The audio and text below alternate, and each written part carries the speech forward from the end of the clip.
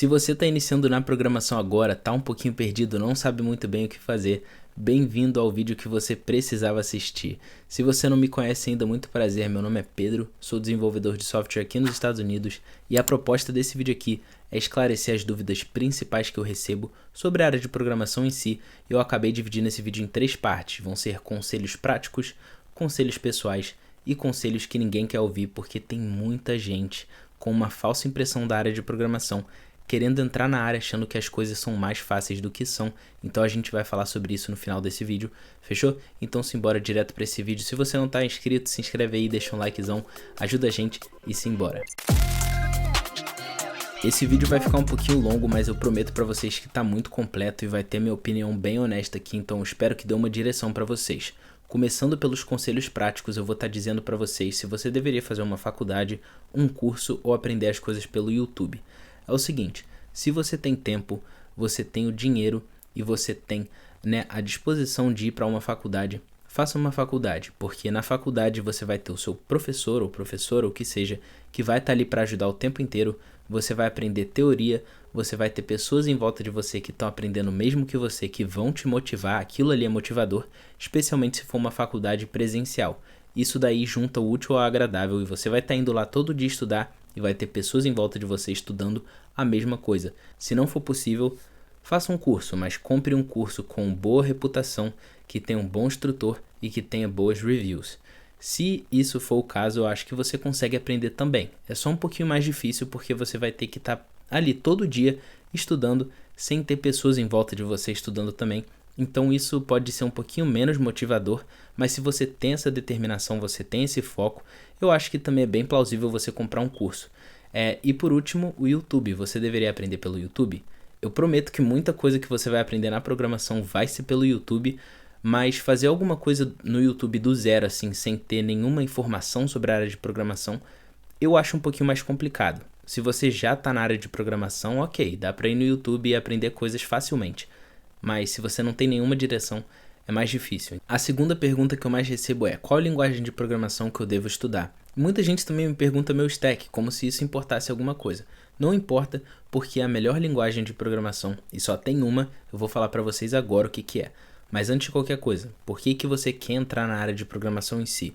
Você vai me falar se você é aquela pessoa de design ou se você é aquela pessoa de lógica, se você quer fazer o front-end ou se você quer fazer o back-end. Existem tantas áreas dentro da programação que é difícil te responder exatamente qual linguagem de programação é a melhor de todas. Só que tem uma que sem dúvida é a melhor de todas, que é a linguagem que se encaixa exatamente com o seu interesse, que vai te fazer levantar da cama e estudar programação todo santo dia.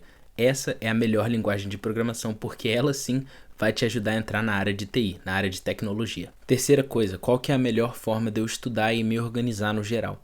A melhor forma de você se organizar e organizar sua rotina é com um calendário. Tenha um calendário onde você vai botar tudo o que você precisa fazer. Se organize de forma semanal. De forma mensal não funciona, porque as coisas são muito dinâmicas na sua vida e mudam muito rápido. Especialmente se você quiser planejar coisa em questão de 1 ano. Isso não funciona. Planeje sua vida em semanas. Você pode ter metas de 1 ano, mas planeje sua vida em semanas, porque aí sim sua rotina vai ser bem mais dinâmica e vai se encaixar exatamente com o seu calendário. Se você quer estudar alguma coisa, bota um horário denominado lá no seu calendário para você estudar tal coisa. Se você tem um trabalho, bote o horário do seu trabalho no calendário e naquele horário ali você está ocupado e não pode fazer mais nada. Mas aí se você quer estudar por 2 horas por dia, bote essas 2 horas no seu calendário e faça exatamente isso. Estude 2 horas por dia, seja consistente. Essa é a melhor maneira de você organizar o seu tempo. Crie um calendário, ache um tempo para você estudar e realmente estude. Melhor coisa que você pode fazer.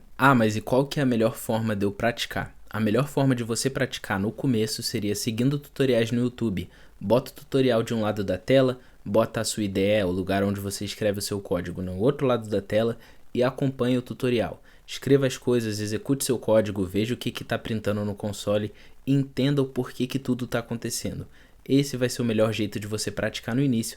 E aí, quando você já for um pouquinho mais independente na programação, crie o seu próprio projeto, seu primeiro projeto que vai ser a base do seu currículo e também vai te dar um senso de programação, de um produto maior do que só um programinha básico para responder alguma coisa pequena, para resolver alguma coisa pequena.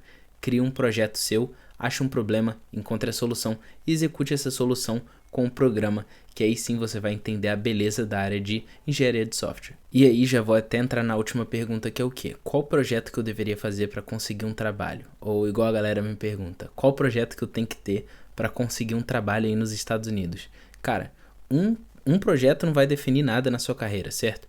Mas idealmente o projeto que você faz deveria resolver algum problema real. Algum problema que a gente possa ter na nossa sociedade, ou alguma coisa que você tem de problema na sua vida, ou na vida de algum conhecido seu, e tenta resolver esse problema utilizando a programação. Esse é o ponto da programação. Por que que empresas existem? Elas querem criar soluções para os seus problemas. Então, quando você está entrevistando com uma empresa, eles querem ver se você tem a capacidade de identificar um problema e resolvê-lo utilizando programação. Se você consegue fazer isso, eu sei que o seu projeto já vai ser bom o suficiente para você entrar em qualquer empresa. Então, ache um problema, encontre uma solução e execute esse plano utilizando programação em si. Fechou? Agora que eu já abordei um pouquinho dos conselhos práticos, vamos falar sobre os conselhos pessoais. Coisas que eu demorei um pouco para aprender na área de programação e que eu gostaria de ter aprendido um pouquinho mais cedo. E a primeira coisa na minha lista é: aprenda a se ensinar. Você vai ser o seu melhor professor dentro da área de programação. Não vai ter um professor disponível para você 24 horas, 7 dias por semana, além de você mesmo. Então você tem que virar um pesquisador profissional do Google e aprender a pesquisar os seus erros, entender o porquê que o que você está fazendo é correto ou é errado e aprender a solucionar os seus próprios problemas. Você, de novo, vai ser o seu melhor professor.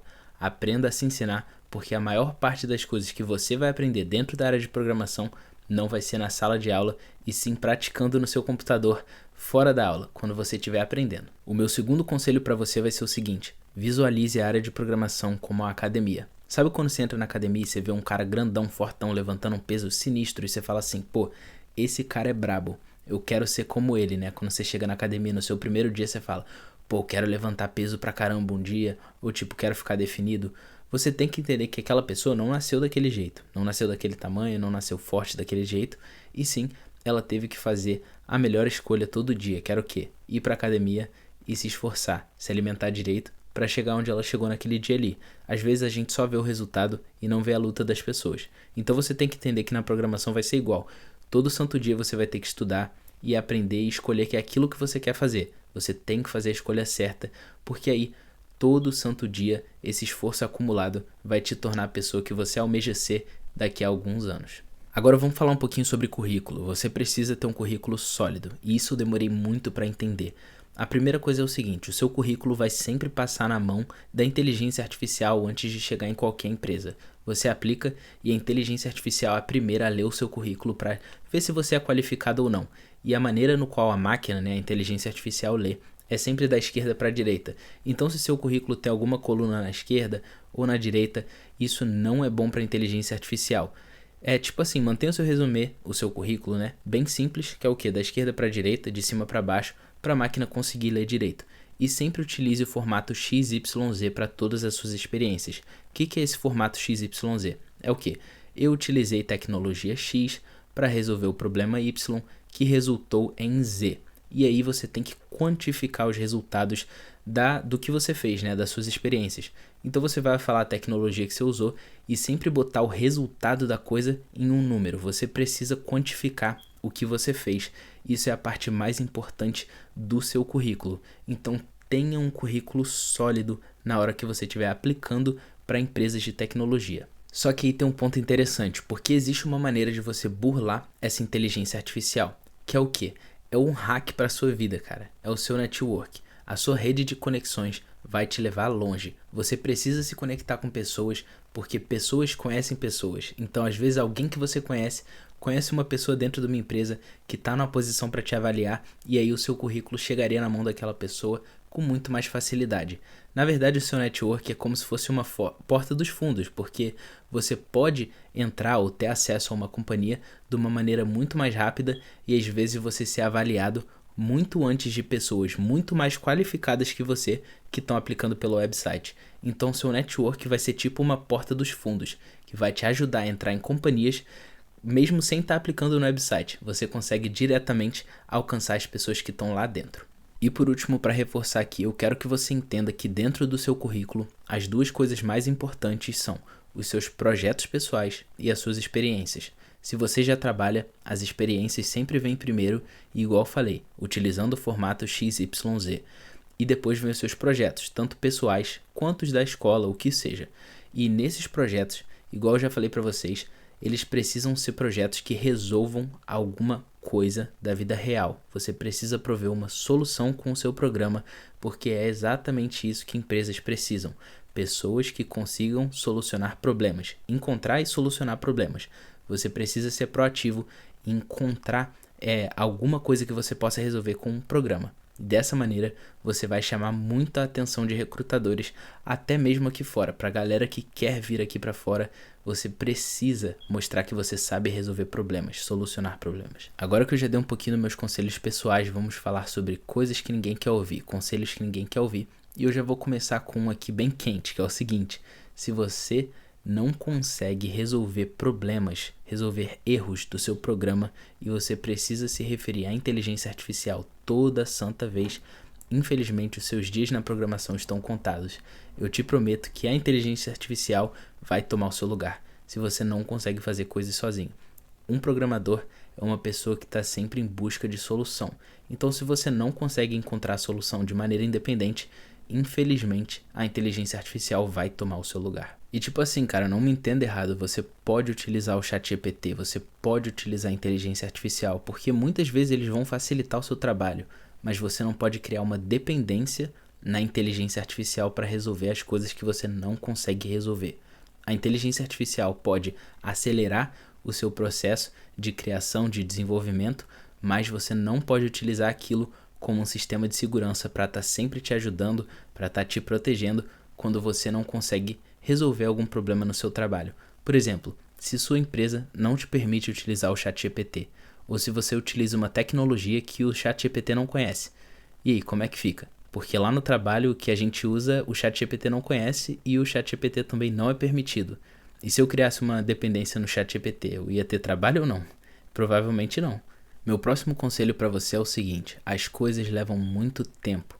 Dentro da área de programação, não acha que você vai aprender coisas com questão de meses. Tipo, eu vou entrar na área de programação e vou dominar uma linguagem de programação em alguns meses. Se alguém te fala que isso é possível, é furada, cara. Você poderia estudar o dia inteiro e ainda assim eu te prometo que você não dominaria aquela linguagem, né, de uma maneira boa, assim, não vou falar nem 100%. Você não dominaria tanto da linguagem assim, porque tem tantos aspectos da programação que é muito difícil de você realmente dominar uma linguagem dentro de, 3 meses.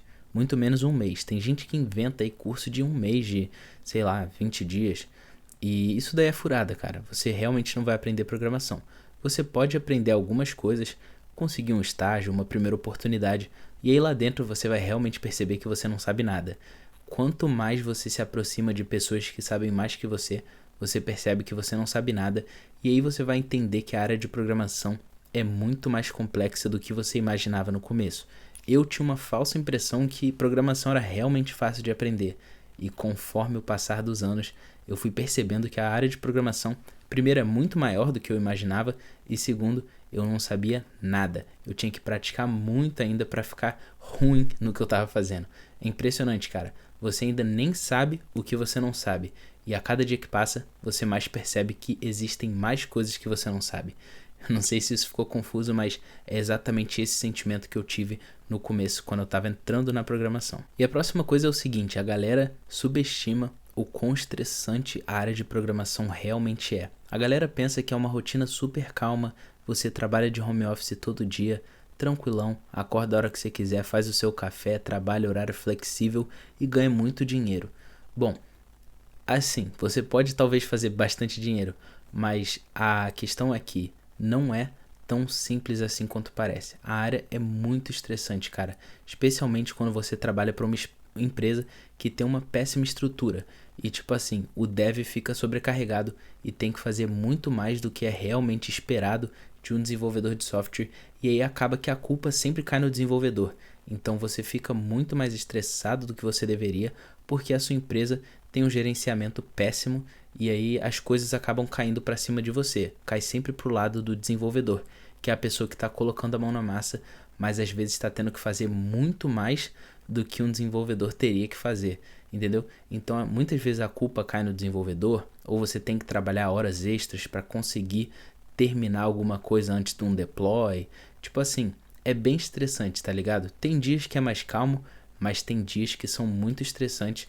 E se você acha que a área de programação é super tranquila, você vai trabalhar de home office todo dia e vai ser a maior calmaria, eu te prometo que não vai ser só isso. E assim, para complementar esse ponto, cara, existem muitas companhias tóxicas dentro da área de programação, especialmente as companhias de Big Tech. Se você provavelmente já ouviu falar em Big Tech, e essas companhias normalmente são as que pagam mais dinheiro, mas elas são extremamente tóxicas. Por exemplo, tem muita gente que trabalhou na Amazon, e a Amazon, assim, provavelmente é a mais reconhecida como empresa tóxica, que essas pessoas eram avaliadas, esses programadores eram avaliados na quantidade de linhas de código que eles estavam escrevendo por semana ou por bimestre. E aí, se você escreveu menos código que você era esperado na métrica, mesmo você tendo terminado tudo que você precisava terminar, você poderia ser mandado embora ou tomar alguma advertência ou até mesmo não ganhar o seu bônus, porque você escreveu menos linha de código do que você era esperado, mesmo terminando tudo. É um absurdo, cara, é uma cultura muito tóxica e muitas vezes até as pessoas do seu time vão estar agindo de maneira tóxica ou competitiva para cima de você para conseguirem mais dinheiro que você, para tentar ser melhor que você. Então existe sim uma competição muito grande dentro da área de tecnologia. Isso eu sinto muito aqui nos Estados Unidos. Eu não sei exatamente como é no Brasil, mas aqui eu percebo muito. É essa cultura tóxica. Enfim, existem companhias que são assim, existem outras que não. Enfim, você tem que escolher sempre a empresa certa, porque senão você vai estar num ambiente péssimo.